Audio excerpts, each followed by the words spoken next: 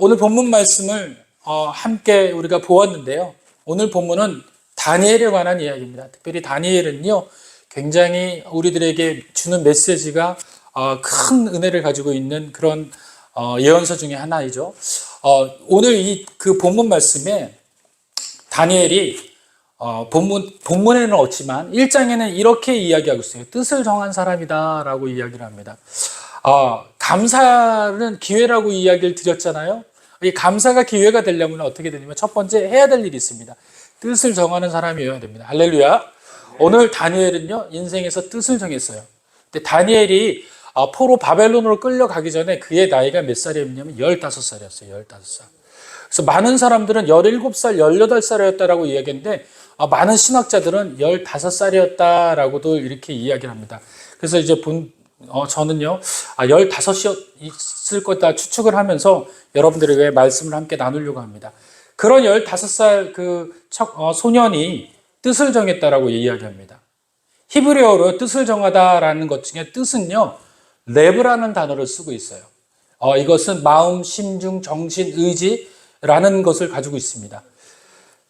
다니엘의 뜻을 정한 것은요, 어떤 거냐? 마음을 지켰다라는 거예요. 마음을 지켰다. 다 같이 따라합시다. 뜻은 마음을 지키는 것이다. 마음을 지키는 것이다. 우리가 오늘 감사로 하나님께 나가려면요, 제일 먼저 해야 되는 것이 뭐냐면요, 마음을 정하는 거예요.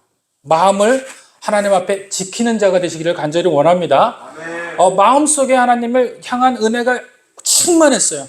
그래서 부정한 음식을 먹으면 하나님이 기뻐하지 않는다는 것을 알았습니다.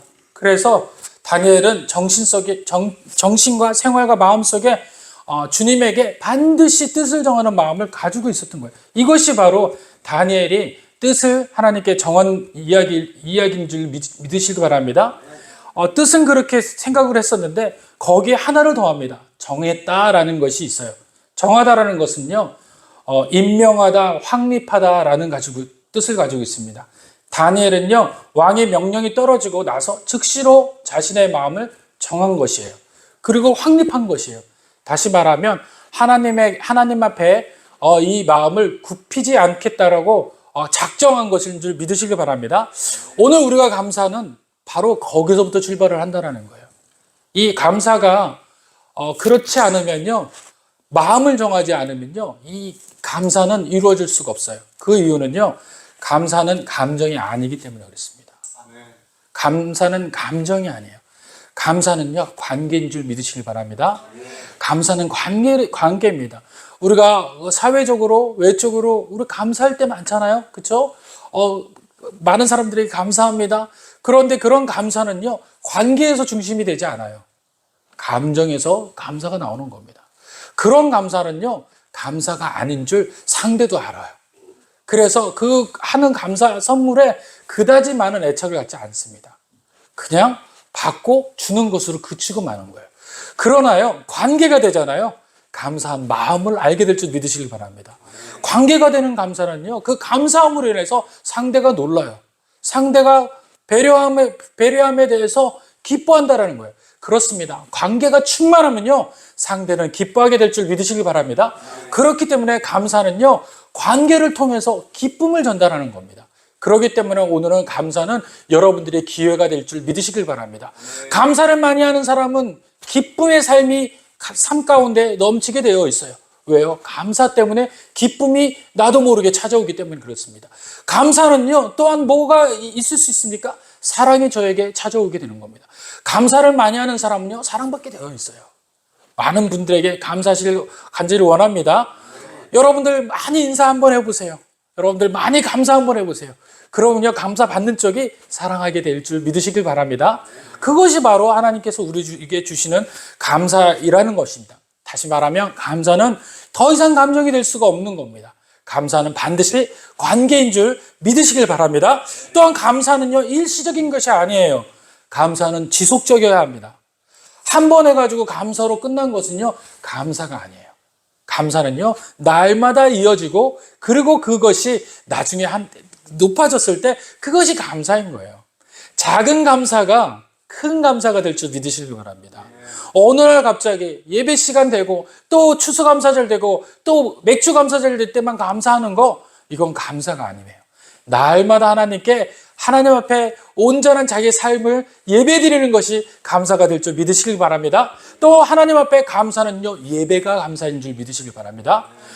예배가 감사라고 이야기를 합니다. 그래서 시편은요, 감사로 제사를 드리는 것이 하나님을 영화롭게 한다라는 그 표현을 쓴 찬양들이 참 많아요. 그렇죠? 감사가 예배인 것입니다.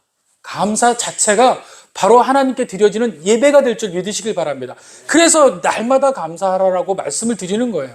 여러분들 이제 인생 가운데서, 삶 가운데서 무엇을 감사해야 될지를 배우실 텐데, 아무튼 감사가 날마다 삶 가운데서 이루어지는 시간 되시길 간절히 원합니다. 또한 감사는 열매다. 다 같이 따라합시다. 감사는 열매다. 기회가 바로 열매가 되는 겁니다. 다른 것은요, 사람이 하는 것은 다 일로 끝나요. 그런데 성령이 주는 것은 뭘로 끝나요? 열매로 끝나는 줄 믿으시길 바랍니다. 그래서 성령은 열매를 맺으다라고 이야기를 하는 거예요. 육신의 일들은요, 열매가 될 수가 없어요. 그냥 일로 끝나는 거예요. 그래서 여러분들이 할 때마다 어때요? 일로 열심히 해서 거기에 대한 보상을 받잖아요. 그래서 직장에서도 일 열심히 하면 뭘 줘요? 급여를 주잖아요. 육신의 일 때문에 그렇습니다. 그런데 성령은요, 일로 받는 것이 아니에요. 그런 것을 어떤 그 물질로 대응받는 것이 아니에요. 뭐가 된 거예요? 나 삶의 자체에 열매가 되어진 거예요. 내가 맺어지는 거예요. 그래서 감사는요, 내가 맺어지는 열매다. 내 자체가 감사다. 그런 줄 믿으시길 바랍니다. 그러면 오늘 어떤 것이 감사의 기회일까? 본문 말씀을 한번 보도록 하겠습니다. 본문은요, 여러분들, 제가 말씀이 넘어가 버렸어요. 자, 오늘 본문 말씀은요, 보니까, 우리 다니엘 선지자가 어디에 가 있는 거예요, 지금? 바벨론 포로로 끌려가 있어요. 바벨론 포로로 끌려갔는데, 바벨론 포로로 끌려간 나이가 15살 나이예요. 그런데 오늘 본문의 나이는, 다리오 왕이라는 사람이 있었는데, 그 다리오 왕이, 어디에 사냐면, 어디의 사람이에요? 메대 사람이에요. 메대 사람. 그러니까 원래는 이 땅으로 끌려왔을 때는 그 땅이 무슨 나라였습니까? 바벨론이라는 나라였어요. 그런데 바벨론 왕이 죽었어요. 바벨론 왕이 죽자마자 메대와 파사가 연합해가지고 이 바벨론을 침략을 해가지고 그 침략을 해서 그 점령을 했어요. 그러고 난 다음에 왕이 바뀌었습니다. 왕이 그냥 1대 2대 왕이 바뀐 것이 아니라 다른 나라 왕이 이제 또 왕이 된 거예요. 그러면 원래 왕이 되면요, 거기에 기존에 있던 왕의 신하들은 다 어떻게 돼요? 다 정리가 되어야 돼요. 다 죽어야 되는 거예요. 왜냐하면 그 나라의 신료들이었기 때문에 그 나라를 위해서 애썼잖아요. 그리고 여러 가지 일들을 했기 때문에 그 새로운 나라가 왔을 때는 그들부터 먼저 척결을 합니다. 척결 대상이 1호예요. 그런데 오늘 보니까 다니엘은 거기에서 또 총리가 되었다라는 이야기로 시작을 하는 겁니다. 이때 나이가 몇 살이냐면요, 제가 말씀을 다 드릴 수는 없으니까 82살이에요. 또는 어떤 분들은 85살이라고도 이야기할 때가 있어요. 근데 아무튼 80에서 85살 나이 전후로 해서 나이를 드신 분이 바로 누구예요? 다니엘이신 거예요. 다니엘. 이 노장께서, 이 연로하신 이 총리님께서, 나이를 많이 드신 분께서 오늘 위기가 이제 위기를 당하게 됩니다. 오늘 본문에 보니까 1절에 이렇게 나옵니다. 다리오가 자기 뜻대로 고관 120명을 세워 전국을 통치하게 하고 또 그를 위해 총리 셋을 두었으니 다니엘이 그 중에 하나다라고 이야기를 합니다. 이 다리오 왕이요, 이 메대의 왕과 메대의 왕과 연합을 해가지고 왕조를 세운 다음에 이 사람이 다시 거기서 이제 그 신료들을 다시 이제 세우게 됩니다. 그렇게 세웠는데 그 중에서 이제 한 명이 이제 다니엘이 되게 되는 것이죠. 근데 이 다니엘이 총리 중에서 3명 중에서 1명이었던 거예요. 그러니까 나머지 총리가 또 2명 있습니다. 이 총리는 누구냐면요, 바로 메대에 있는 사람 중에서 한 사람, 또 기존에 있었던 사람 중에서 또 한 사람. 그래서 3명을 세운 거예요. 그래서 이 땅을 통치할 때 이들을 통해 가지고 이곳을 이제 경영하려고 이제 생각을 했던 겁니다. 그런데 2절에 보니까 이 고관들이 총리에게 자기의 직무를 보고하여 왕에게 손해가 없게 하려 하는 사람들로 모였는데 3절에 보니까 다니엘은 마음이 민첩하여 총리들과 고관들을 위해 뛰어남으로 왕이 그를 세워 전국을 다스리게 하고자 한지라. 그 중에서도 또 다니엘을 왕이 좋게 봤어요. 그 좋게 봤던 이유는 보니까 마음이 민첩했다라는 거예요. 이 마음이 민첩하다라는 것은 뭐냐면요, 거짓이 없다라는 뜻이에요. 다시 말하면 그 나라의 왕조가 아닌, 예를 들자면 그 전에는 어떤 왕이었어요? 바벨론 왕이었잖아요. 바벨론 왕한테도 최선을 다해서 섬겼어요.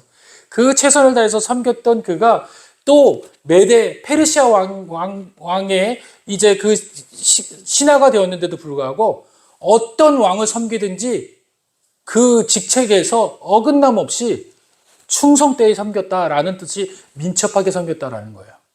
거짓됨이 없었다라는 거예요. 섬기고 안 섬기에 대한 흠없는 그런 마음을 가졌던 게 이 바로 다니엘이었습니다. 귀한 사람이었어요.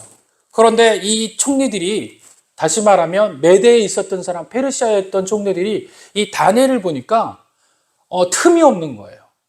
어떤 그 물질에 대한 욕심도 없고요. 또 그 자리에 대한 욕심도 없고요. 또 허려식도 없고요.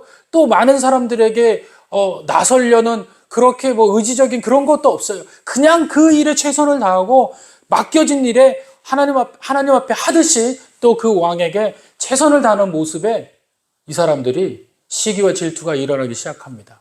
그리고 또 어떤 것이냐면은 일단 이 사람은 그 다른 사람들에게 뇌물이라든지 이런 걸 절대 받지를 않는 사람이었어요.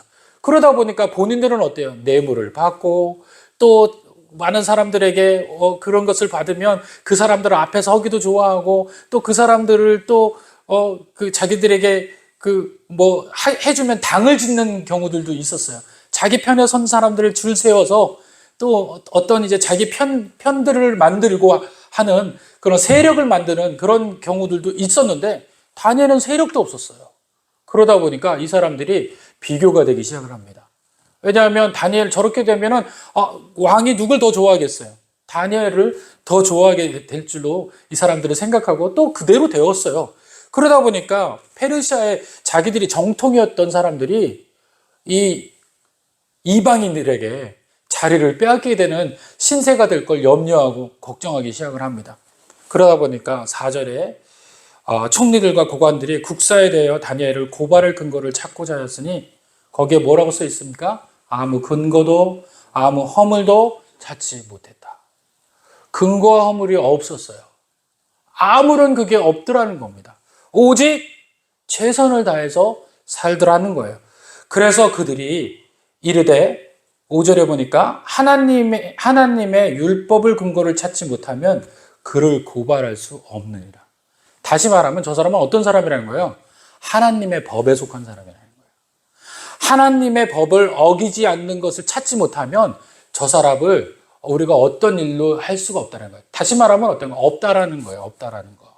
저 사람은 온전히 그 왕을 위해서 애쓰는 사람이 아니라 누구를 위해서 애쓰는 사람이에요? 하나님을 위해서 애쓰는 사람이라서 하나님에 대한 그 근거, 율법에 대한 근거가 없으면 저 사람을 칠 수가 없다라는 거예요. 그래서 만든 것이 자신들의 법인 거예요.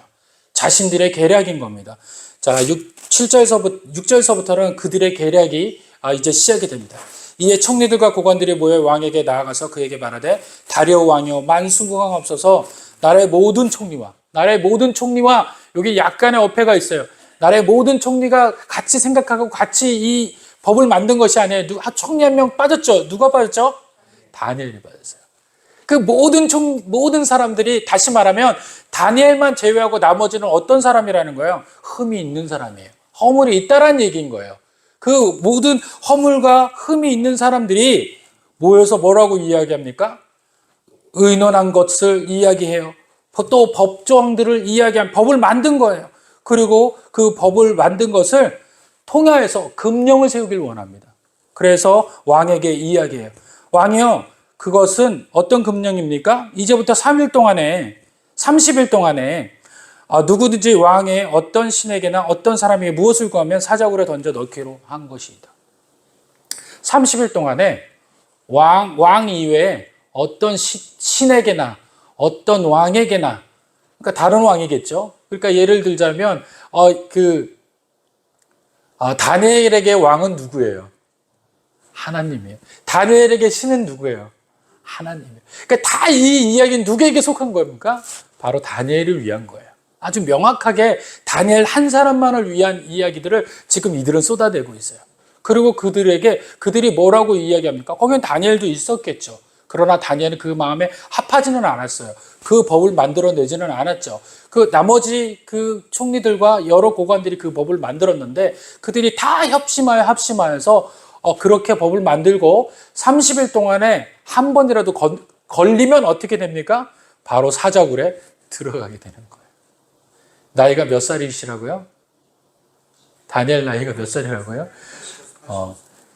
82세. 저는 이제 82세라고 얘기했는데 우리 통일해서 82세로 기억하시고 82세 나이가 되신 이 어르신께서 잘못하면 어디에 들어가시는 거예요? 사자굴에 들어가시는 겁니다. 많은 사람들이 이 다니엘 얘기하면 되게 젊은 줄 아세요. 젊은 나이에 사자굴 들어갔다 오시고 젊은 나이에 뭐 했다고 생각하는데 아니세요. 82세 연세에 사자굴에 들어갈 처지에 놓인 겁니다. 그런데 오늘 보니까 8절에 더 기가 막힌 것이에요. 이 왕이요, 이 다니엘을 너무 총애했어요. 왜냐하면 그도 그럴 것이 왕이 이 메대와 페르시아가 연합을 해가지고요, 바벨론을 침략을 해서 할 때 제일 먼저 물어본 것이 누가 이곳에 책사냐, 또 누가 이곳에서 이 나라에 가장 유능하게 이끌고 갔던 사람이 누구냐라고 물어봤을 겁니다. 그 중에서 누구라고 이야기했겠어요? 바로 다니엘이라고 이야기를 했을 거예요. 그래서 다니엘만 살려주고 나머지는 다 정리한 거예요. 그런데 그 다니엘을 봤더니만 다니엘이 굽지가 않아요. 한결같은 거예요. 그러니까 이 왕이 너무 행복한 거예요. 이 사람 한 사람만 있으면 이 나라도 그렇게 되겠구나 싶어서 이 사람을 총애하고 했던 겁니다. 그 총애가 이것이 부메랑으로 돌아오기 시작한 거예요. 근데 이 왕이 그렇게 총애를 하면서 이 이야기가 무슨 이야기인지를 알지 못합니다. 하나님 지혜를 주시지 않으셨어요. 그러다 보니까 8절에 보니까 어떻게 해요? 다 같이 딱 읽습니다. 시작. 그런즉 왕이여 원하건대 금령을 세우시고 그 주소에 왕의 도장을 찍어 메대와 바사에 고치지 않는 규례를 따라 그것을 다시 고치지 못하게 하옵소서 하며. 예, 그렇습니다. 고치지 말라라고 이야기하는 것은 어떤 법령이에요? 페르시아의 법령이에요. 페르시아에는요, 왕이 거진 신이었어요. 그래서 왕의 도장을 여기 손가락에 있는 그 반지에 있는 인중을 찍잖아요. 아무도 못 고치는 거예요. 그게 페르시아 법이에요. 그래서 만약에 왕이 다시 고치면 고치는 거고, 그러지 않고 자기네들끼리 고쳤을 땐 그건 불법인 거예요. 그러니까 왕이 고치지 않는 그 법률대로 이 땅 가운데도 그렇게 하셔야 된다는 거예요. 그렇게 해서 이들에게 규를 세워야 된다는 거예요. 그게 목적이었어요. 그러니까 왕으로서 듣기로는 그것이 옳은 말이었죠. 아, 페르시아에서도 그랬어. 그러니까 이 땅 가운데서도 이들을 통치하려면 그 방법이 옳겠어 라고 생각해서 그 방법대로 한번 해보라라고 이야기를 한 겁니다. 그래서 9절에 보니까 이에 다리오 왕이 조세의 왕의 도장을 찍어 금령을 내렸어요. 금령을 내렸습니다. 자, 오늘 본문은 여기서부터 시작됩니다. 짧게 시작이 되지만 오늘 함께 은혜 나누도록 하길 원합니다. 10절에 보니까 다니엘이 이 조서에 왕의 도장이 찍힌 것을 알고도 자기 집에 돌아가서는 윗방에 올라가 예루살렘으로 향한 창문을 열고 전에 하던 대로 하루에 3번씩 무릎을 꿇고 기도하며 그의 하나님께 어떻게 했더라? 감사했더라. 감사는요, 위에 나오는 이야기를 다 포함해서 감사가 되는 것이 아니라 감사는요, 그 하나하나가 다 감사의 출발이 될 줄 믿으시길 바랍니다. 우리 많은 사람들은요, 하나님 앞에 제가 기도했어요. 하나님 앞에 뭐 했어요? 이것을 통해 가지고 뭔가 우리의 삶에 대한 것을 하나님한테 표현하고자 원할 때가 많아요. 그러나 하나님께서는요, 그 모든 것을 세고 계시다라는 거예요. 알고 계시다라는 거예요. 삶의 모든 지경을 꿰뚫어 보신 줄 믿으시기 바랍니다. 그 모든 것이 감사가 없는 행위였다면 그건 행위로 끝날 줄 믿으시길 바랍니다. 그러나 그 모든 것이 기도에도 감사가 포함되고 또 우리의 열심에도 감사가 포함되고 성의 모든 것이 감사가 포함된다면 하나님은 받으신 줄 믿으시길 바랍니다. 그럴 때 우리의 삶에 열매가 있고 하나님에게 주시는 놀라운 은혜가 있게 될 줄 믿으시길 바랍니다. 오늘 다니엘은요, 그냥 하나님 앞에 감사하였다라는 감사를 한 것이 아니에요. 기도도 하고 모두 하고 감사도 했다. 이 표현을 쓰는 것이 아닙니다. 모든 상황 가운데 그것이 하나님 앞에 감사드려야 할 순간이었다라고 오늘 적고 있어요. 오늘 우리는요, 이 은혜를 통해서 그 순간을 적고 있는 것을 끄집어내서 그것이 우리의 생활에, 과거 지나온 길에 어떤 것이 감사였는지를 비교하면서 다니엘의 감사와 우리의 감사를 마주쳐야 돼요. 할렐루야. 그래야 우리의 생활에서 감사가 될 줄 믿으시길 바랍니다. 그러면 다니엘은 어떤 것이 감사했을까요? 3절에 보니까 마음이 민첩한 것에 대해서 감사를 드렸어요. 마음이 민첩하게 되는 것이 바로 기회일 줄 믿으시길 바랍니다. 우리가 마음이 다른 하나님 앞에 민첩하기를 원하지 않습니까? 사회생활에서도 민첩하기를 원하지 않습니까? 사회생활에서 남들보다 뚜렷하게 뭔가 확신적으로 두각을 드러내고 싶지 않으세요? 감사가 출발점이라는 거예요. 감사가. 오늘 3절에 보니까 뭐라고 써 있어요? 다니엘이 마음이 민첩하여 총리들과 고관들을 위해 뛰어남으로, 민첩하면서 뛰어나게 된 것을 다니엘은 감사하고 있었던 거예요. 맨 마지막에 뭐라고 얘기합니까? 하나님께 감사하였더라. 그 감사가요, 바로 거기서부터 출발되더라는 거예요. 민첩한 거에 대해서. 다니엘의 나이가 연세가 몇 살이라고요? 82세예요. 82세에 어떻게 민첩할 수가 있겠어요? 80세부터 시작되면요, 서서히 둔해지게 돼요. 생각도 둔해지게 돼요. 사물에 대한 인지도 둔해지게 돼요.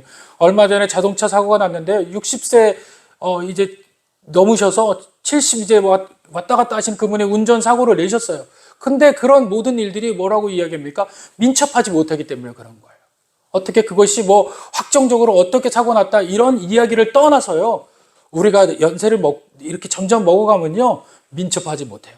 지각에 대한 부분들 판단력이 둔해지기 시작을 하는 겁니다. 그러나 오늘 다니엘은요, 마음도 민첩하고 삶의 모든 지경이 민첩했다는 거예요. 이 민첩하다라는 단어는요, 아무한테나 쓰지 않습니다. 젊은이들에게 쓸 수 있는 단어예요. 그런데 그 다니엘에게 민첩했다라는 단어를 사용하고 있습니다. 82 되신 그 어르신께서 마음이 민첩하고 삶의 모든 일이 민첩했다는 거예요. 그리고 다니엘은 그 민첩함에 대해서 하나님 앞에 감사했다라는 겁니다. 할렐루야. 그 감사함이 오늘 다니엘의 민첩함을 만들어 주셨다는 것을 잊지 않으시길 바랍니다. 4절에 보니까 두 번째로는 말씀대로 충성되이 섬기고 주를 위하여 순복할 수 있게 되었다는 거예요. 이것이 바로 우리들에게 감사할 수 있는 두 번째 기회입니다. 어떤 겁니까? 하나님 앞에 온전한 순전할 수 있는 기회예요. 오늘 보니까 다니엘은요, 모든 일에 충성되었어요. 왕에게만 충성된 게 아니에요. 그 충성이 어디서부터 출발된 거예요? 하나님 앞에 충성된 거예요. 이 왕에게 충성된 건 그 다음이에요. 하나님 앞에 최선을 다하고 열심으로 충성되니까 그 충성이 습관대로 몸에 배어서 육신적인 왕에게도 충성되게 되더라는 것입니다. 할렐루야. 오늘 저와 여러분들은 그런 충성됨의 삶이 만들어질 수 있는 기회가 바로 감사라는 거예요. 감사를 통해서 그 기회를 만드셔야 될 줄 믿으시길 바랍니다. 로마서 13장 1, 2절에는 바울이 그 민첩함에 대해서, 충성됨에 대해서 말씀했어요. 또한 베드로전서 2장 13절, 14절에도 말씀대로 충성되고 섬기고 주를 위하여 순복할 수 있는 그런 마음들을 거기에 표현하고 있어요. 어떻게 표현하냐면요, 너의 위에 있는 상사와 또는 왕에게 또는 너를 지배하고 있는 그 주인에게 최선을 다하라. 최선을 다하라. 그게 바로 뭡니까? 충성하라는 거예요. 그래서 직장에서는 최선을 다하셔야 돼요. 또 여러분들이 섬기시는 분들 앞에는 최선을 다해야 되는 겁니다. 그것이 바로 감사의 기본이라는 거예요. 그것이 출발점이라는 겁니다. 그렇기 때문에 충성되는 것은 우리가 감사할 수 있는 기회라는 거예요. 충성은 기회라는 겁니다. 할렐루야. 잊지 않으시길 바랍니다. 세 번째로는요, 오늘 본문에 보니까 이제 실제적인 그의 행위를 통해서 감사의 행위가 절절히 드러나는 구절이 있어요. 10절입니다. 먼저 어떻게 합니까? 그 도장이 찍힌 것을 알고서도 자기 집에 들어가서 윗방에 올라가 어떻게 합니까? 예루살렘을 향하여서. 예루살렘을 향하여서. 여러분들 먼저는요, 예루살렘을 향하셔야 돼요. 예루살렘은 어디 있습니까? 바로 교회인 거예요. 또는 성전이고요. 또는요, 하나님 나라인 거예요. 여러분들, 예루살렘을 향했다라는 오늘 이 본문은요, 다니엘의 가장 큰 은혜입니다. 왜 다니엘은 예루살렘을 향했을까요? 예루살렘이 솔로몬 왕이 세우신 성전인데, 솔로몬 왕이 이 성전을 셀 때 열왕기상 8장 46절에 53절에 나와 있습니다. 만약에 하나님, 주의 백성이 죄를 짓거든, 주의 백성이 혹여나 하나님을 떠났거든, 그들이 다시 돌아와 하나님 앞에 기도하고 하나님 앞에 예배하고 하나님을 찾으면 그들이 어떤 죄라도 용서하여 주시옵소서. 그게 누가 얘기한 거예요? 솔로몬이 기도한 거예요. 성전을 지으면서 하나님 앞에 기도합니다. 하나님, 혹여나 주의 백성들이 하나님 멀리 떠나서 하나님 잃어버린 것처럼 생활하고 있다가도 하나님 혹여나 그들에게 은혜 주셔서 그들이 깨닫는 마음으로 하나님 앞에 다시 돌아와서 예배드리거든, 하나님 그들 받아주세요. 그들 자녀 삼아주세요. 그들을 백성 삼아주세요. 할렐루야. 오늘 여러분들이 하나님을 참지해서 떠나 있더라도 그곳에서 예루살렘을 향하여 기도하고 하나님께 돌아오면 하나님은 다시 그들을 자녀로 삼으시고 하나님 백성 삼으실 줄 믿으시기 바랍니다. 다니엘은 그 기도를 한 거예요. 예루살렘을 향하여서 기도한 이유는 바로 그겁니다. 우리가 하나님을 멀리 떠나서 하나님의 은혜 없이 생활을 하다가 이렇게 보로로 여기까지 왔습니다. 그러나 이 백성이 하나님을 다시 향하여서 예루살렘을 향하여서 하나님 기도하면 솔로몬이 그렇게 기도했던 것처럼 우리를 용서하여 주시옵소서. 이게 바로 감사라는 거예요. 감사. 그 다른 것이 감사가 아니래요. 제가 처음에 얘기했죠. 이것이 감정이라면 어떻게 되겠어요? 하나님 왜 우리를 이렇게까지 해주시고 저거 하지 않습니까? 그럴 때 하나님이 뭘 해주면 아유 하나님 감사합니다. 이게 감정이에요. 감정. 내 감정에 의해서 하나님이 들어주시면 거기에 따라 감사하는 거, 감정에 의해서 왔다 갔다 하는 거, 이것이 감정입니다. 그럼요, 관계는 어떤 거예요? 그리 아니하실지라도 하나님 기억해 주세요. 그리고 하나님은 또 그 기억해 주세요. 그리고 그 하나님의 약속하셔 언약하셨던 걸 이루어 주세요. 이게 관계에서 이루어지는 거예요. 떨어져서 있는데도 불구하고 하나님 백성이 기도합니다. 그럼 들어주세요. 그럼 하나님은 자기 백성이 돌아옴을 또 받아주시고, 이게 관계인 줄 믿으시길 바랍니다. 그렇기 때문에 감사는 관계이며 또한 기회인 겁니다. 그래서 기회를 달라고 오늘 그 다니엘은 예루살렘을 향하여서 그 약속 이루어 달라고 기회 한번 다시금 주시라고 감사한 마음으로 하나님 앞에 나가게 된 줄 믿으시길 바랍니다. 그렇습니다. 오늘 저와 여러분들은 예루살렘을 향하여서 성전에 있는 곳을 향하여서 솔로몬의 기도를 기억하고 늘 감사하며 나가는 저와 여러분들 되길 원합니다. 그리고 오늘 본문 10절에 보니까 창문을 열라라고 이야기하고 있어요. 창문을 열라. 창문을 열다라는 건 뭐예요? 내가 가지고 있는 모든 것을 하나님 앞에 열라. 또는 하나님의 창문을 열면 제일 먼저 볼 수 있는 게 뭡니까? 하늘이에요. 하늘. 하늘로 향하여서 너의 복의 은혜를 열어라 라는 거예요. 우리가 하나님의 또한 그 요한계시록에서는 이 창문을 뭐라고 이야기해요? 문을. 우리 마음이다라고 얘기하잖아요. 또 창문은요, 구약에서는 우리 눈을 이야기해요. 그래서 이 문이라는 것은요, 우리가 보는 것을 이야기하는 줄 믿으시길 바랍니다. 오늘 본문에 대해서 창문을 열다라는 것은 너무도 놀라운 일이에요. 이분이 어떻게 됐어요? 그 조서를 꾸미고 도장을 찍는 것, 그 의미를 알았을까요? 몰랐을까요? 알았다라고 성경에 나와 있어요. 10절에, 9절에 보니까 이미 다 알고 있어요. 10절에는 다니엘이 왕의 조서에 도장을 찍은 것을 안다라고 표현해 주기도 했어요. 알고 있었습니다. 다시 말하면요, 창문을 연다라는 건 어떤 거예요? 이들이 보고 있다라는 거예요. 원래 하나님 앞에 기도하려면 우리들이 어때요? 점심을 먹다가도, 식사를 하다가도 여러 사람들이 보면은 혼자 기도하기가 좀 저거해서 눈만 감고 그냥 바로 떠서 식사하는 경우도 많고, 그것이 좀 어려워서 창피해서 그렇게 하는 경우들 많잖아요. 감추려 들잖아요. 그렇죠? 근데 오늘 다니엘은요, 자기가 어떻게 죽을 것이라는 걸 알고 있어요. 그 조서의 내용이 무슨 일인지를 알고 있어요. 그리고 그들의 생각이 무엇을 향하는지를 알고 있어요. 자기를 향하는 줄 알고 있습니다. 그런데 이 다니엘은요, 2층으로 향해요. 당시 2층 집은요, 가장 놀라운 집이에요. 많은 사람이 2층에 살지 않았어요. 다 평범한 사람들이 1층에 살아요. 누구에만 2층에 살아요? 고관집들만 2층에 살았대요. 그러니까 이 다니엘의 집이 가장 높은 곳에 있는 거예요. 그런데 다들 보라고 2층으로 올라가요. 그리고 창문을 열어요. 그리고 거기 앞에서 하나님 앞에 기도해요. 이 놀라운 신앙, 이 놀라운 열심은 그냥 일시적으로 만들어진 것이 아니에요. 어렸을 적부터 만들어진 신앙인 거예요. 할렐루야. 그래서 하나님 앞에 마음의 문을 열고 상황의 모든 것을 환기시키고 하나님의 놀라우신 은혜들을 기억하며 또 그 모습을 누구도 봤겠어요. 페르시아 그 사람들만 본 것이 아니라 누구도 봅니까? 이스라엘 백성들이 다 본 거예요. 아, 우리의 다니엘이 저렇게 기도하는구나. 저 어려움이 분명히 있었는데도 불구하고 그것에 대한 두려움이 없구나. 또 한 가지는 어떤 겁니까? 누가 볼 수 있어요? 하나님이 보시고 계시는 거예요.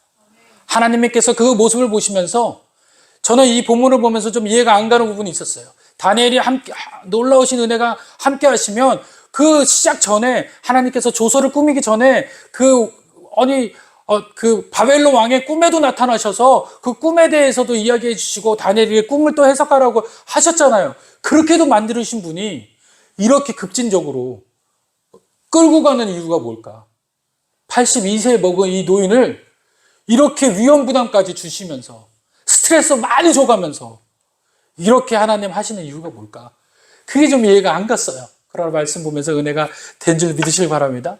그것이 바로 이런 거예요. 많은 사람들에게 자신이 하나님과 연결되어 있다는 거. 신앙 찾으라는 거예요. 신앙 찾으라는 거예요. 너희도 감사의 기회를 찾으라는 거예요. 그냥 앉아있지 말라는 겁니다. 이스라엘 백성 모두에게 감사할 수 있는 기회 찾으라. 열린 공간을 확인시키는 그 모습인 줄 믿으시길 바랍니다. 5번째는요. 뭐라고 얘기해요? 하루 3번씩.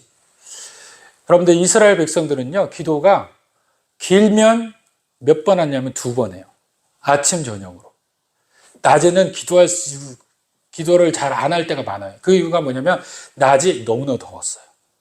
그래서 낮에 움직이기는 너무 어렵습니다. 그런데 더 웃긴 것은요. 다니엘을 한번 생각해 보세요. 다니엘이 3번 기도하려면 어떻게 해야 돼요? 아침 출근했다가 점심 먹고 집에 바로 와서 점심을 먹든지 집에서 기도하고 또 끝나면 어떻게 돼요? 빨리 또 왕궁으로 돌아가야 돼요. 그러니까 왕이 볼 때마다 넌 도대체 점심 때 어디 갔다 오니? 예, 집에 갔다 옵니다. 좋아하지 않을 수 있잖아요. 그런데 갔다 왔어요. 하루 3번 기도는요, 이 당시 때 이룰 수가 없어요. 어마어마하게 힘든 겁니다. 그리고 더더욱 누구에게 어려워요? 다니엘은 어려워요. 너무 바쁜 사람이에요. 총리는요, 전국 그 나라를 다 다스리는 사람이에요. 이 업무가 얼마나 바쁜데 그 업무를 다 미루고 어떻게 돼요? 기도부터 하는 거예요. 여러분들의 삶이 열리기를 원합니까? 바로 이 3번 기도가 여러분의 삶을 열기를 원합니다. 이것이 여러분들의 기도가 되어야 되고 감사가 되어야 되고 기회가 될 줄 믿으시길 바랍니다.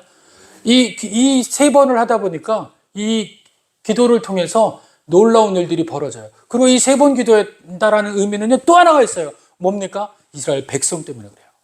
하나님 기억해 주세요. 이들을 언제까지 여기 방치하실 겁니까? 돌아가게 해주세요. 여러분들 나이 82세 하고 직급이 뭐예요? 총리예요. 나라를 다스리는 거예요. 이제 60년이라는 시간이 지나면요, 뭐가 되어야 되는 거예요? 그 나라 사람 되어야 되는 거예요. 우리 일제 36년만 돼도 어때요? 많은 사람들이 돌변해서 일본인 됐잖아요. 우리나라 배도했잖아요. 그렇죠? 그런데 60년 되면요, 이미 이스라엘 나라 백성이 아닌 페르시아 백성이든지 바벨론 백성 되었어야 돼요. 그리고 80세 이 노인이 뭘 영화로울 게 있어요? 뭘 영화로울 게 있다고 백성을 위해서 기도합니까? 아, 이쯤 됐어. 이제 다른 사람 하겠지. 내려놓을 수 있을지도 몰라요. 그런데 최선을 다해서 하나님 앞에 나가요. 그 이유가 뭡니까? 우리 백성 때문에. 오늘 저와 여러분들이 우리 교회 때문에 또 이 나라 때문에 감사하며 기도하는 기회 삼으신 줄 믿으시길 바랍니다. 반드시 붙잡길 원합니다. 그리고 마지막에는 뭐라고, 죄송합니다. 6번째는 뭐라고 그래요? 무릎 꿇고 기도했대요. 감사를 쟁취하려는 건 무릎을 꿇어야 돼요. 이 무릎을 꿇다라는 건 뭐냐면요, 주님을 의지하다라는 뜻이에요. 또 주님만을 높이겠습니다라고 하는 겁니다. 이스라엘은요, 기도를 무릎 꿇고 기도하는 기도가 없어요. 다 일어서 손 들고 기도합니다. 무릎을 꿇고 자기 얼굴을 땅에 묻고 기도한다는 것은 뭐냐면요, 그만큼 급하다라는 거예요. 하나님 절실하다는 거예요. 이 급하고 절실하는데 하나님 앞에 의지하고 신뢰하며 하나님이 왕이십니다라고 이야기하는 행위가 바로 이 무릎 꿇고 기도하는 거예요. 이 무릎 꿇고 기도할 때 이 다니엘은 어떤 걸 기도했습니까? 자기를 신원해달라고 기도하지 않아요. 많은 사람은 이쯤 되면요, 자기 신원해달라고 그래요. 사자굴 속에 안 들어달라고. 그런데 다니엘은 누구를 위해 기도합니까? 이스라엘 백성 어떻게 할 겁니까? 60년 이상을 이스라엘 백성 어떻게 할 겁니까? 기도한 거예요. 한결같은 줄 믿으시길 바랍니다. 그리고 마지막에는 어떻게 돼요? 다 같이 따라 한번 해봅시다. 따라하겠습니다. 전에 하던 대로 기도했다라는 거예요. 전에 하던 대로. 어떻게 기도합니까? 전에 하던 대로. 이것이 오늘 내일 했다라는 게 아니에요. 전에부터 이어져 내려왔다는 거예요. 이것이 다 뭐 했다라는 거예요? 감사했다라는 거예요. 감사했다. 감사했다. 하나님, 제가 전에 하던 대로 기도할 수 있게 해주셔서 감사합니다. 하나님, 내가 무릎 꿇고 기도할 수 있는 은혜 주셔서 감사합니다. 하나님, 제가 하루 3번씩 기도할 수 있도록 하나님 시간 주시고 여러 가지 은혜 주셔서 감사합니다. 하나님, 제가 창문을 열고 이스라엘 백성을 위해서 기도할 수 있는 은혜 주셔서 감사합니다. 하나님, 예루살렘을 향하여 솔로몬의 기도 생각나서 지금까지 기도해 주셔서 감사합니다.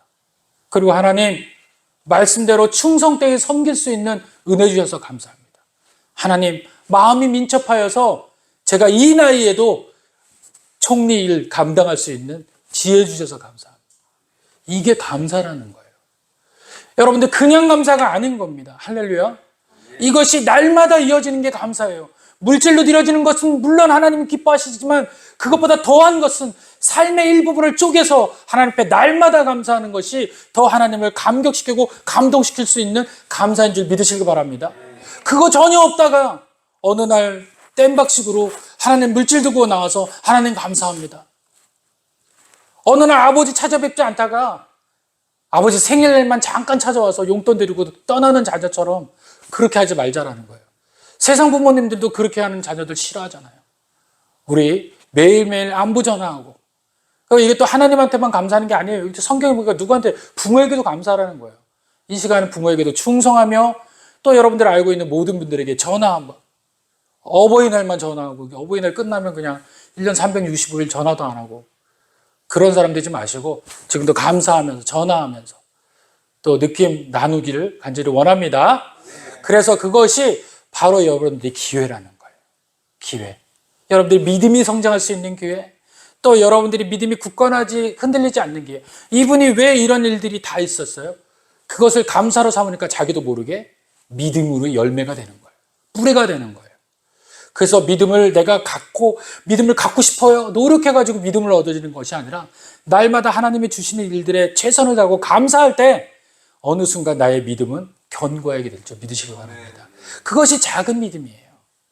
작은 믿음이 성장해서 큰 나무가 될 줄로, 겨자씨만한 나무가 될 줄 믿으시길 바랍니다. 말씀 마칩니다. 오늘 이 말씀을 통해서 감사가 일시적으로 멈춘 감사를 이제 지속적으로 이어질 수 있는 기회입니다. 감사는 감정으로 멈춰져 있던 것을 관계로 발전시킬 수 있는 기회인 것이에요. 감사는 또한요, 그냥 일로 끝날 수 있는 것을 열매로 바꿔줄 수 있는 기회인 겁니다. 이 열매는 제가 말씀을 드렸듯이 총 8가지의 열매를 여러분들에게 말씀드렸어요. 이것이 바로 감사가 맺어질 수 있는 열매인 줄 믿으시며 오늘 다니엘서를 다시 한번 묵상하시면서 여러분들의 인생의 가장 찬란한 열매로 살아가는 여러분들 되시기를 간절히 축원드립니다. 기도하겠습니다.